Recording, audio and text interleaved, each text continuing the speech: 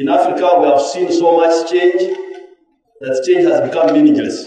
Bw'oyogera ku nfuga ya demokrasiya mu Uganda, bangi essira balyesigamya kulonda, ate abandi ebirowoozo babisa ku nkolagana y'ebitongole by'okwerinda wamu n'omuntu wa bulijjo. Wabula, ssemateeka wa Uganda eyabagibwa mu mwaka gwa 1995 akirambika lunye nti bannansi beesigaliza obuyinza okusalawo ku nsonga enkulu ezikwata ku ggwanga lyabwe, nga muno mulimu okulonda abakulembeze baabwe, okulondoola emirimu gyabwe, ssaako n'okufuna obwenkanya nga tewali kyekubiira. I want to address myself to provisions of the Constitution. Joli abalamu mu mwaka gwa 1980 akulira akakiiko k'ebyokulonda mu Uganda Sekono Vincent yategeka akalulu akaaliko okulya n'okkomba essowaani.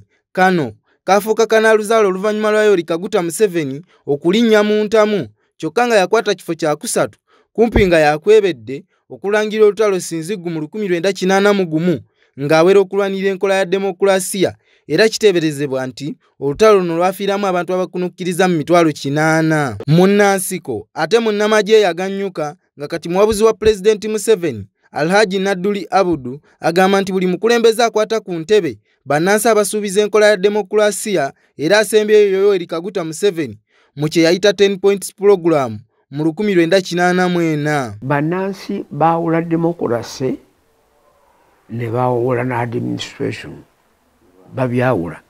Naye ate bannansi abo abafuuka abakulembeze be bafere. Na wano mu kwogera ebintu ebigenda okukolebwa bingi, naye kiyinza okuwulirwa kwe tugenda okulandira demokrasi newankubadde gw'ogenda okulonda si yamuleeta. Ono atunnyonnyodde nti ensonga zino abaaziri emabega kati bazoogerako bitege, abandi baziwanda lulusu. Twajjadde ssemateeka nga wanyingo 10. Nkayanye tukimuke tudde engoma gye twateeseza twejajinge twewomakishi first democracy tumutuusiwa. Tulina bitundu ki? Twegambe tulina 25, twegambe tulina 5, twegambe tulina 4. Okategeera ekintu ne kinnemera ku mugongo. Abaffe singa kabamba ggulu alukeesa, abakulembeze ssaako ne bannansi ne babuzibwa obanga ekigambo demokrasiya amakulu gaakyo bagannyonnyoka bulungi, wandirowooza nti eggwanga lino lyetaaga omutaputa ow'enjawulo. Demokrasiya oba tugambe nti Abanayuganda okubeera n'eddembe lyabwe kyekitegeeza nti demokrasiya. Essaawa leero mu ekyo ky'oyogedde abantu kye baagala. Gwe ky'oyagala oli sikyakola ki?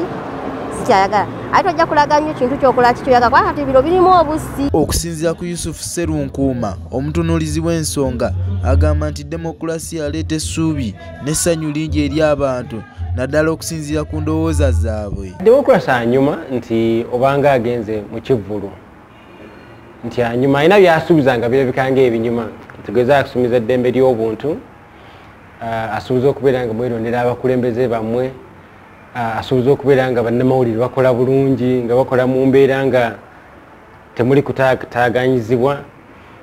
Alina byasuubiza nga birabika ng'ebirungi. Naye kati era abantu babiraba nti babiraba binyumirwa.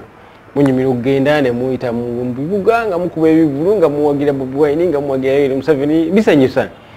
Onyumirwa okubeera nga olwa bagamba nti human rights zammwe zibeera protected bulungi under democracy. Binyuma. Ono agasseeko nti wadde nga demokrasiya awulikika ng'omulungi, enfuga eno yandibanga erina amakulu ag'ebuziba oba oliawo bannayuganda ge batasobola kukubako kirozo. Buli owulira ng'omuntu nga yenna ayimba demokrasi omanyi yakomyawo obuwambe.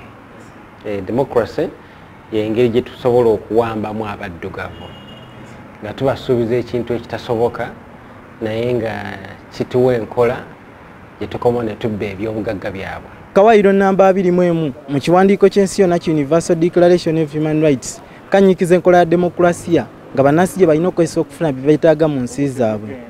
Yusuf Sserunkuuma agamba nti bannansi buli olukya beeyongera ennyonta ya demokrasiya ow'ekimmemmette wadde nga wakyaliwo emiziziko okugeza nga abakulembeze okulwa ennyo mu buyinza ssaako n'okutaganjula ssemateeka entakera nga bino bitaddewo omuwaatwa okutuuka ku demokrasiya bannansi gwe bayaayaanira. Padre Pio Musumba, Lwasilawu TV, Amafeffette.